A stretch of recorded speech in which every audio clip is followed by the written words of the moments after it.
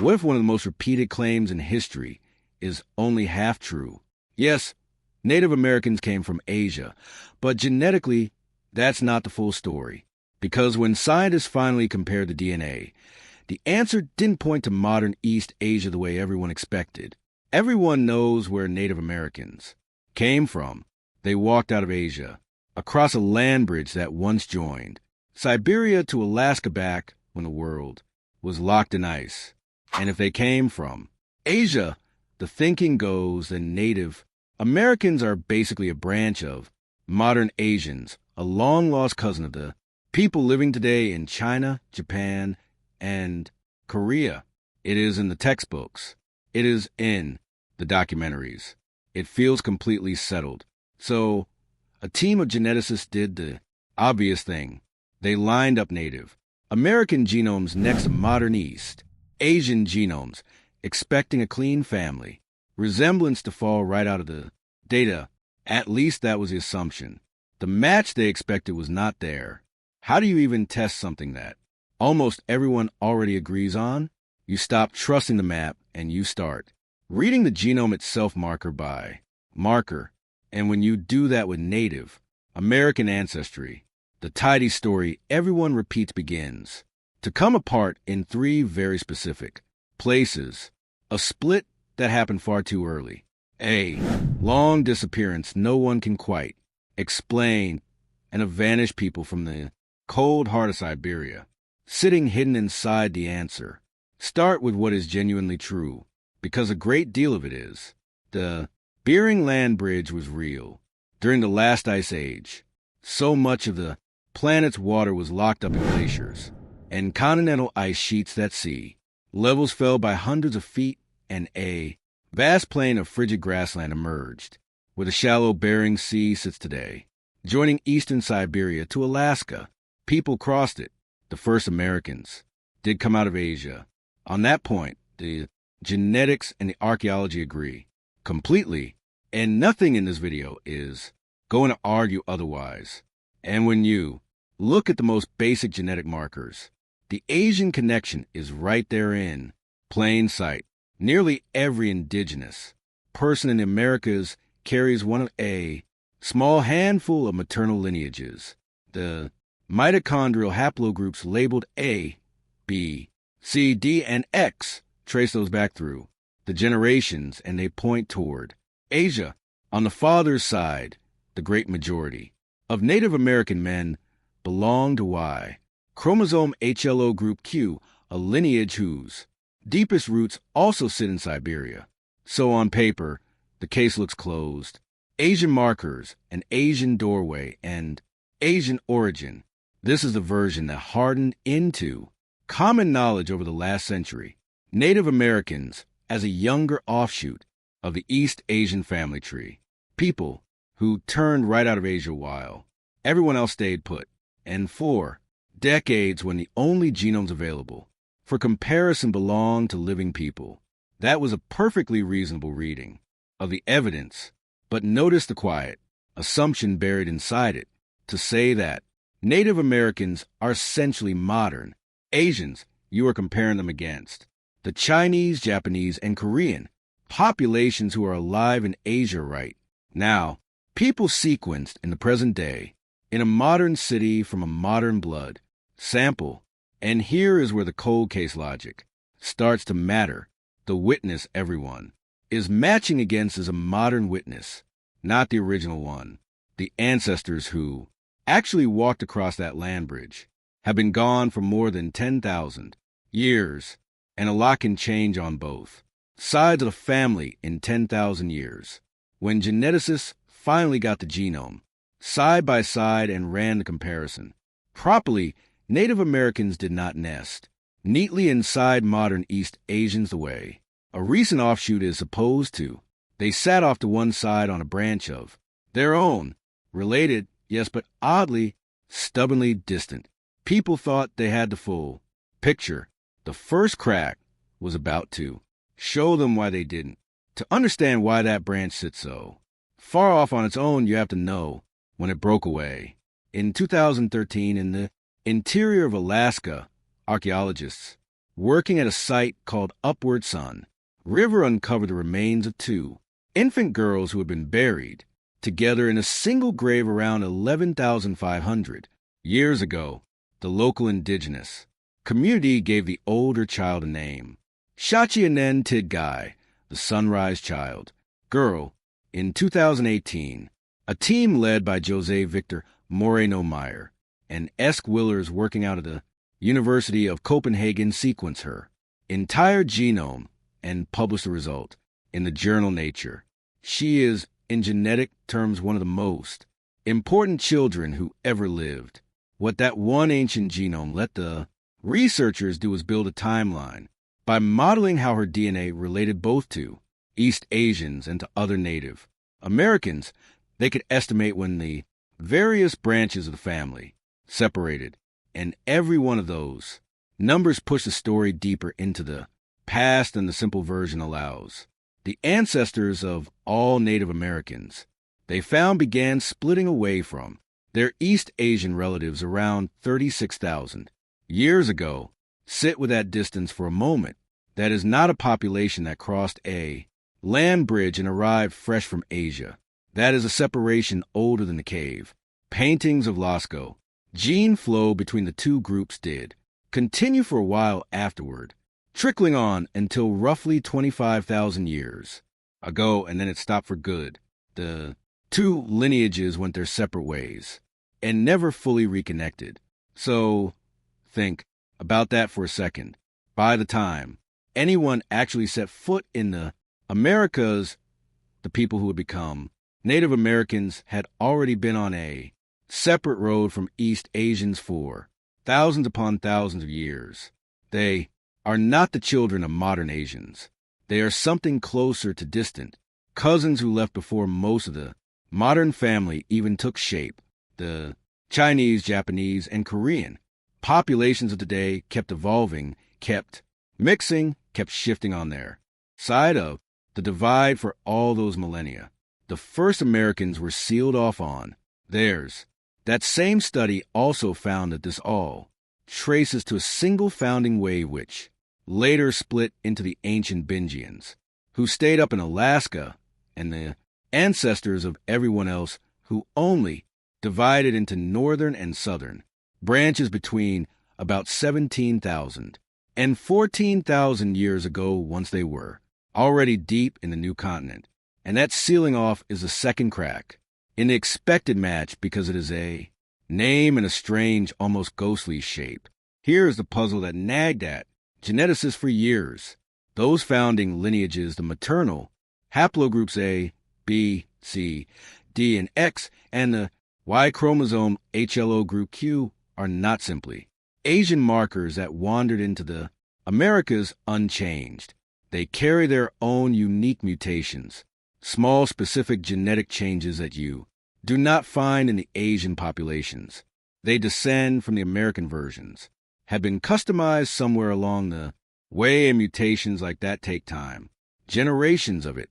A population that marched briskly from Siberia into Alaska and straight down the continent would never have had the centuries needed to develop a whole signature of its own. So, where did all that quiet drift actually happen?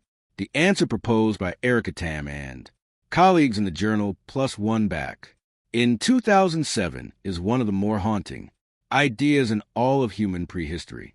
They called it the Bingian Standstill. The land bridge, they argued, was not just a corridor that people hurried across on their way to somewhere better. It was a refuge, a pocket of survivable shrubby tundra in the middle of a frozen world. The same broad landscape where mammoths still walked the mammoth steppe, and on it a few thousand people got stranded for thousands of years, blocked to the east by the enormous ice sheets sitting over what is now Canada and cut off to the west from the Asia they had left behind. We know people were already living that far north in Siberia astonishingly early, with sites near the Arctic dating back more than 30,000 years. And they're in that long isolation, the ancestors of every Native American quietly simmered, marooned on a half drowned continent, with the glaciers on one side and the Siberian cold on the other. They slowly became genetically distinct. The unique mutations accumulated, generation after generation. The founder lineages took their final shape.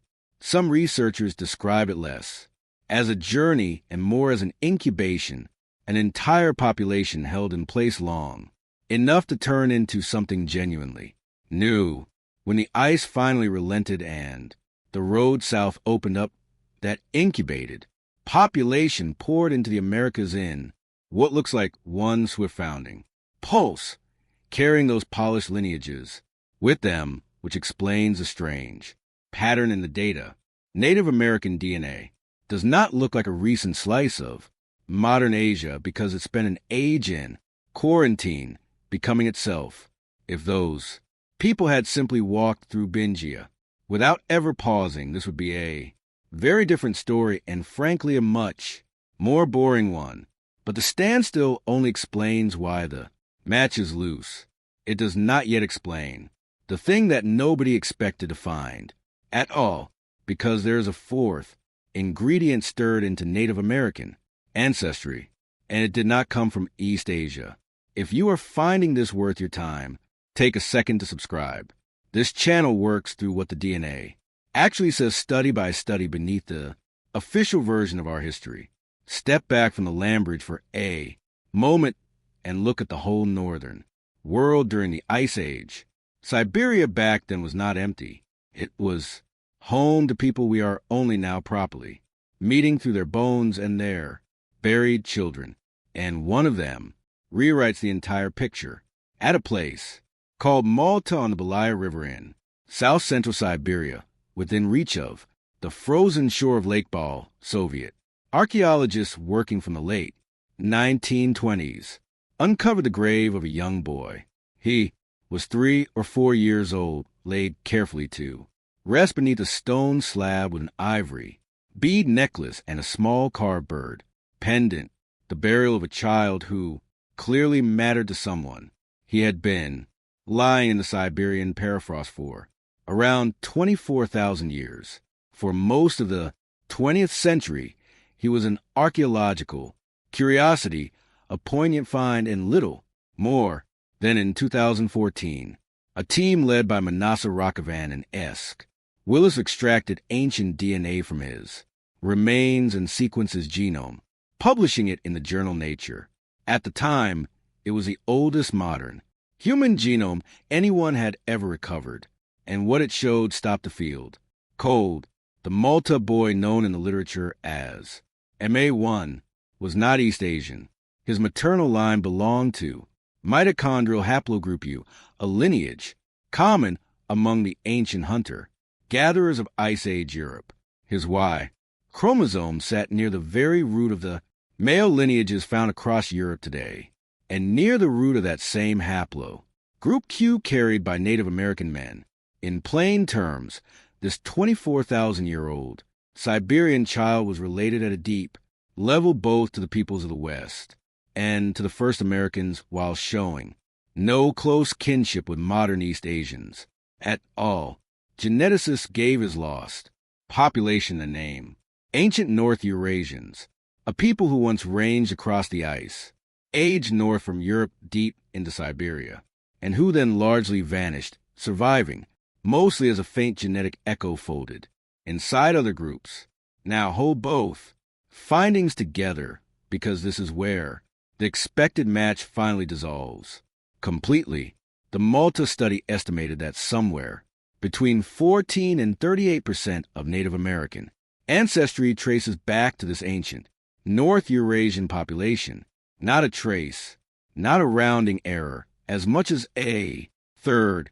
And this is a component that is largely absent from the modern Chinese, Japanese, and Korean genomes that everyone had been using as the standard of comparison in the first place.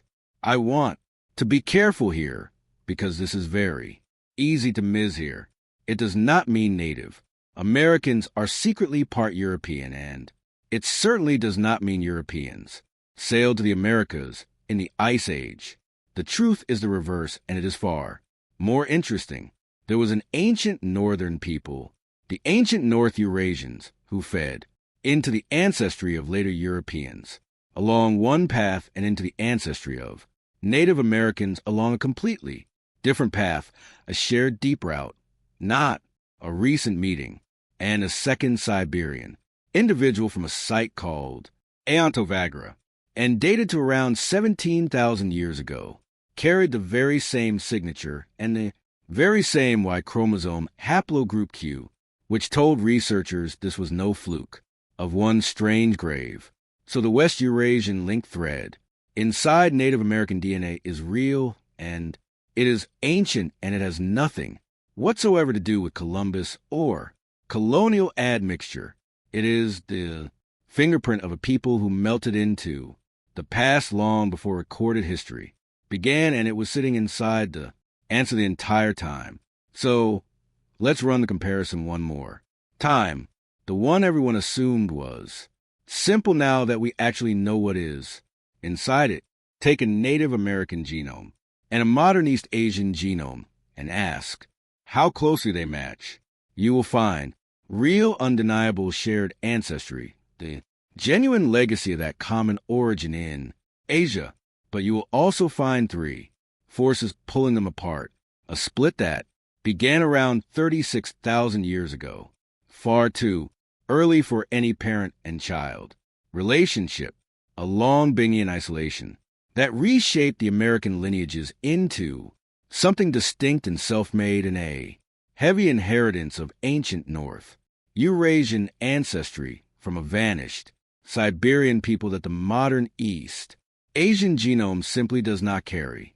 Add all of that up, and the expected match does not merely weaken. In places it inverts.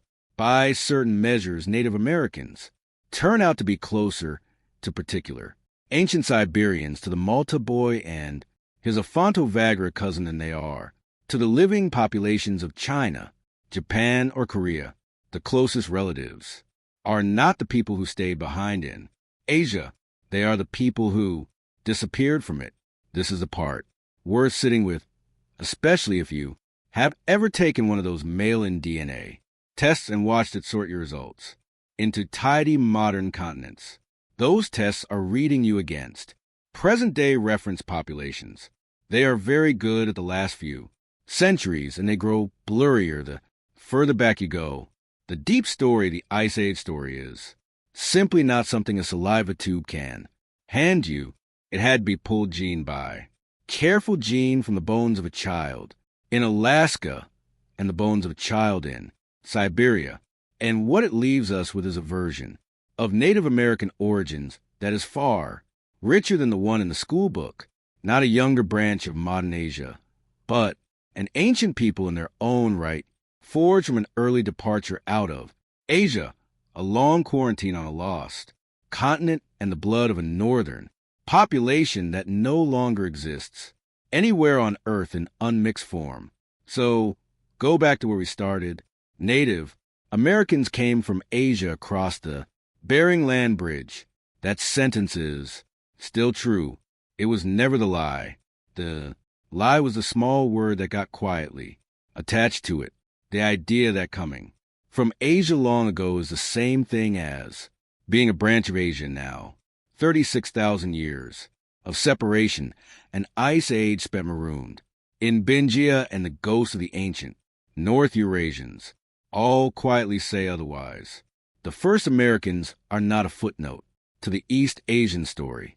They are their own deep chapter of the human story, carrying an ancestor inside them who vanished from the world before the pyramids were ever imagined. The studies behind all of this are named and dated for you from Tam and colleagues in 2007 to Raghavan and Willers Lev in 2014 to Moreno Meyer and the Upward Sun River Genome in 2018. If you would like to read the primary sources yourself, we always recommend that you do. If this changed the way you see that map in the textbook, leave a comment with your own DNA story and subscribe so the next investigation finds you. Thank you for watching.